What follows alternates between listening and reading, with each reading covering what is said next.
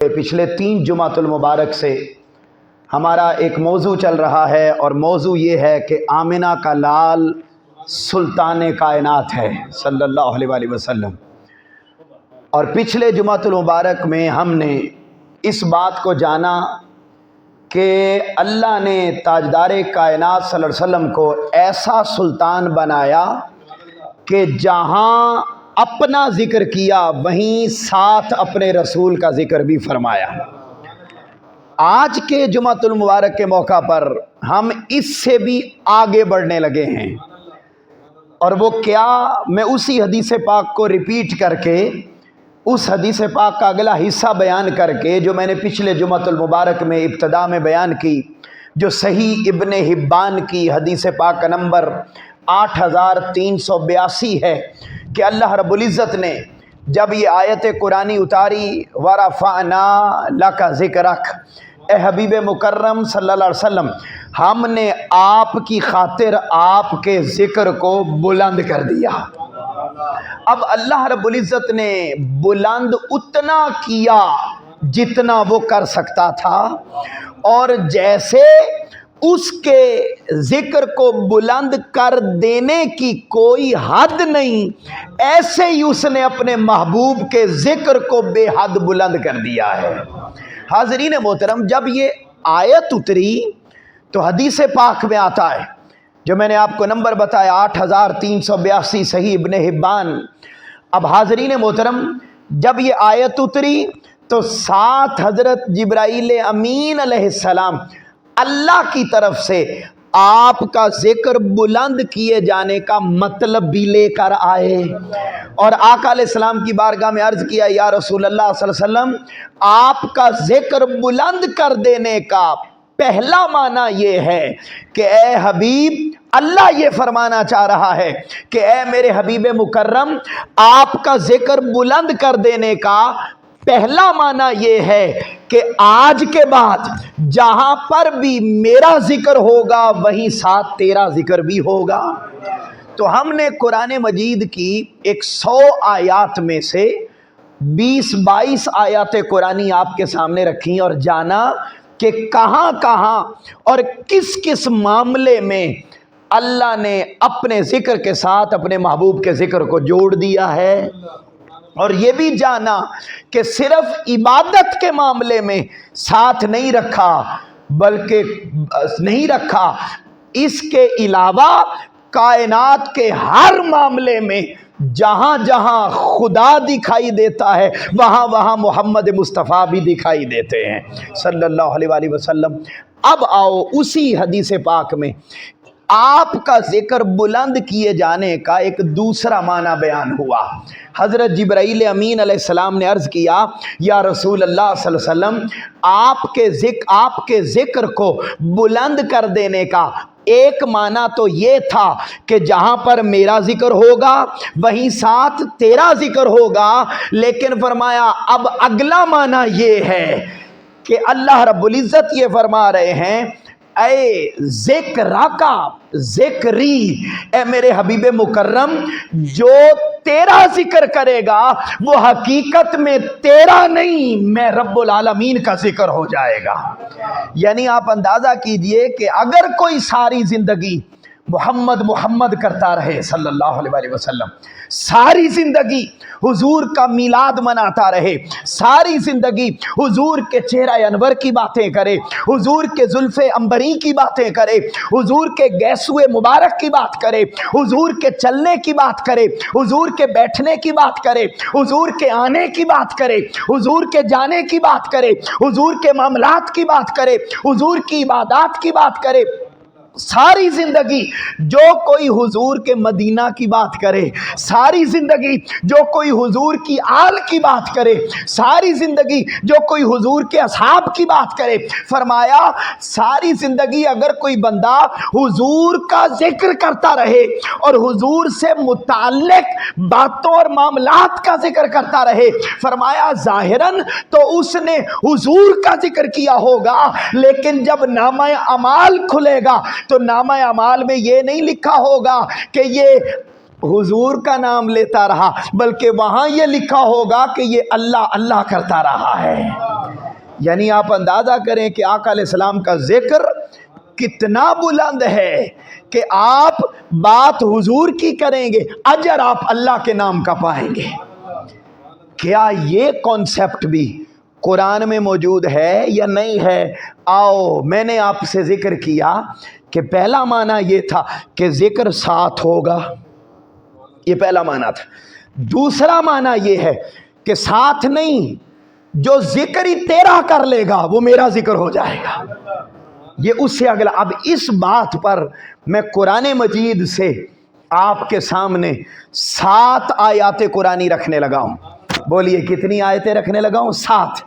जहां जिक्र 2 का था, ये बात बड़ी तवज्जो से ज़रा 2-3 मिनट मुझसे फिर आगे आपको लुत्फ आता जाएगा इंशाअल्लाह। ये बड़ी ख़ास बात है और बड़ी तहकीक से ये आयतें आपके सामने अर्ज़ कर रहा हूँ। ये कुरान मजीद की आयतें हैं और ये 7 मुकामात ऐसे हैं। मैं आपको उर्दू की एक एग्ज़ाम्पल देता हूँ। फॉर एग्ज़ाम्पल मैं ये कहूँ कि असलम और अहमद आया, तो ये जुमला दुरुस्त होगा या ये दुरुस्त होगा कि अहमद और असलम आए?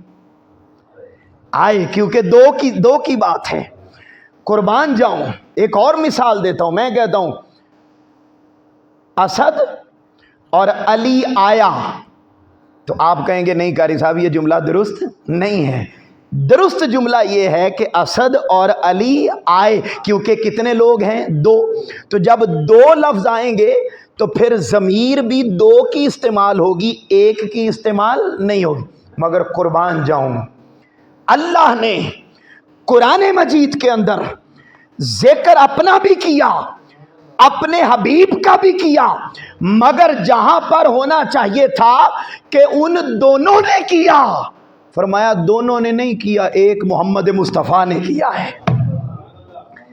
यानी होना चाहिए ज़मीर 2 की इस्तेमाल होनी चाहिए थी, 2 की नहीं की।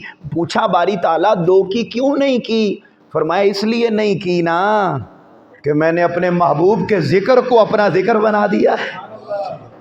अपने महबूब के जिक्र को अपना ऐसा सुल्तान बनाया, ऐसा सुल्तान बनाया कि खुदा वो है, सुल्तानी मोहम्मद मुस्तफ़ा की चल रही है सल्लल्लाहु अलैहि वसल्लम। ऐसा सुल्तान बनाया। आओ मैं पहली आयत रखने लगा हूं। इसी कॉन्सेप्ट को कुरान से समझते हैं कि जिसने आपका जिक्र कर लिया उसने हकीकत में अल्लाह का जिक्र कर लिया। और कैसे बताया? फरमाया पहली आयत ज़रा सुनिए। अल्लाह रब्बुल इज़्ज़त ने सूरा अन-निसा आयत नंबर 14 फरमाया वमन यअसिल्लाह व रसूलहू व यतअद्दा हुदूदहू। अच्छा, पहले मैं आपको बता दूं, ये होना चाहिए था ये व यतअद्दा हुदूदहुमा, हुमा 2 की ज़मीर है, मगर यहाँ पर इस्तेमाल हुआ व यतअद्दा हुदूदहू। अब तर्जुमा सुने और मैं आप ही से पूछूंगा, आपको ये मुश्किल बात भी बड़ी आसानी से समझ आ जाएगी और परेशानी नहीं होगी इंशाअल्लाह। लेकिन आप ये ज़रा ज़हन में रखिएगा कि फिर आपके दिल से ज़रा ताजदार कायनात का मुकाम मर्तबा वो ज़रा फील होना चाहिए, एहसास आए कि हम किस नबी उम्मी के मानने वाले हैं। हाज़रीन मोहतरम, फरमाया तर्जुमा सुनो। फरमाया और जो अल्लाह और उसके रसूल की नाफरमानी करे, जो अल्लाह और उसके रसूल की नाफरमानी करे, व यतअद्दा हुदूदहू, और उसकी हदों को तोड़े। होना क्या चाहिए था? उसकी हदों को या उनकी हदों को? बोलिए बोलिए, क्या होना चाहिए था? उन, क्योंकि जिक्र 1 का हुआ है पीछे या 2 का? 2 का, अल्लाह का भी और उसके रसूल का। फिर तर्जुमा सुनो ताकि समझ आए। फिर अल्लाह फरमा रहा है और जो अल्लाह और उसके रसूल की नाफरमानी करे और उसकी हदों को तोड़े। होना चाहिए था जो अल्लाह और उसके रसूल की नाफरमानी करे और उनकी नाफरमानी करे।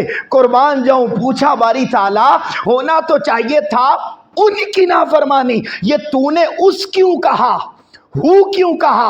हुमा होना चाहिए था, उनकी हदें तोड़ी, तू फरमा रहे उसकी हदें فرمایا یہی تو میں سمجھانا چاہتا ہوں، جو میرے محبوب کی حدوں کو توڑ دے گا حقیقت میں وہ میں رب کی حدوں کو توڑ دے گا۔ بولیے کس کی حدوں کو توڑ دے گا؟ اللہ کی حدوں کو۔ میری بات سمجھے ہیں آپ بھائی؟ بولیے سمجھ آئی ہے یہ بات؟ اچھا اسی اصول کو آگے لے کر چلتے ہیں۔ ہونا چاہیے کیسے محبوب کے ذکر کو، محبوب کی فرما برداری کو، محبوب کی اطاعت کو، محبوب کے سب کچھ کو اللہ نے سب کچھ اپنا بنا دیا ہے۔ اور پھر آگے فرمایا سورہ انفال آیت نمبر 20 دوسری آیت، فرمایا یا ایھا الذین آمنوا اطیعوا اللہ ورسولہ، اے ایمان والو اللہ اور اس کے رسول کی اطاعت کرو۔ اب آگے سے ولا تولوا عنہ، اور اس سے منہ نہ پھیرو۔ ذکر کتنے کا تھا پیچھے؟ 2 کا، اللہ اور اس کے رسول کا۔ ہونا کیا چاہیے تھا؟ اور ان سے منہ نہ پھیرو، لیکن قرآن کیا کہہ رہا ہے؟ اس سے منہ نہ پھیرو۔ باری تعالیٰ یہ ذکر 2 کا کیا، آگے اس کہا، ان نہیں کہا۔ ہم روٹین میں کہیں کہ حاجی صاحب اور بابا جی آیا تو آپ مجھے فوری پکڑ لیں گے کہ علامہ صاحب آپ جملہ غلط بول رہے ہیں۔ ہونا یہ چاہیے تھا حاجی صاحب اور بابا جی آئے، 2 کا ذکر ہے، آیا نہیں ہو سکتا، آئے ہوگا۔ لیکن کیا نعوذ باللہ قرآن غلط ہے؟ بولیے قرآن غلط نہیں ہے۔ اللہ اس قرآن کے ذریعے احادیث بھری پڑی ہیں، سیرت کی کتابیں بھری پڑی ہیں، آقا علیہ الصلاۃ والسلام کی عظمت کے چرچے ہر اعتبار سے بیان کیے جا سکتے ہیں، مگر اللہ کا شکر ہے کہ ہم کوشش کرتے ہیں کہ ہم رسول پاک کی عظمت آپ کو قرآن سے سکھائیں اور قرآن سے بتائیں، جس کو کوئی جھٹلا نہیں سکتا۔ اب حاضرین محترم، اللہ رب العزت فرما رہے ہیں اے ایمان والو اللہ اور اس کے رسول کی اطاعت کرو اور اس سے منہ نہ پھیرو۔ باری تعالیٰ ہونا چاہیے تھا ان سے منہ نہ پھیرو، تو اس کیوں کہہ رہا ہے؟ فرمایا اس لیے کہہ رہا ہوں کہ جو میرے محبوب کے در سے پھر جائے گا حقیقت میں وہ میرے در سے بھی پھر جائے گا۔ میرا در اور میرے محبوب کا در یہ دونوں جدا نہیں ہیں۔ جیسے میں نے اپنے محبوب کو سلطان بنایا اور اس کے ذکر کو اپنا ذکر بنا دیا، ایسے میں نے محبوب کی اطاعت کو اپنی اطاعت بنا دیا اور محبوب کے در سے منہ پھیر لینے کو میں نے اپنے در سے منہ پھیرنا قرار دے دیا ہے۔ یہ عظمت تاجدار کائنات کی، یہ رفعت تاجدار کائنات کی کہ بات حضور کی ماننی ہے، لیکن حقیقت میں وہ حضور کی نہیں، کس کی مان رہے ہیں؟ اللہ کی مان رہے ہیں۔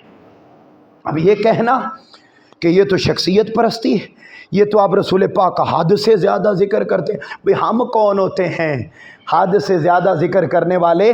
جب ان کا ذکر بڑھایا ہی بے حد نے ہے، تو جس نے جب بڑھانے والے کی حد کوئی نہیں، تو جس کا ذکر بڑھ رہا ہے اس کی بھی کوئی حد۔ 2 آیتیں ہو گئیں، تیسری آیت بڑی خوبصورت، آپ کا ایمان تازہ ہوگا۔ پھر آقا علیہ الصلوۃ والسلام پر نازل ہونے والے قرآن نے اگلی آیت بیان کی، فرمایا یا ایھا الذین آمنوا، اے ایمان والو استجیبوا للہ وللرسول، اے ایمان والو اللہ اور اس کے رسول کی طرف لبیک کہتے ہوئے آ جایا کرو۔ بولو کس کس کی طرف آیا کرو؟ اللہ اور اس کے رسول۔ آگے ذرا سنیے، اذا دعاکم، جب وہ تمہیں بلائے۔ ہونا کیا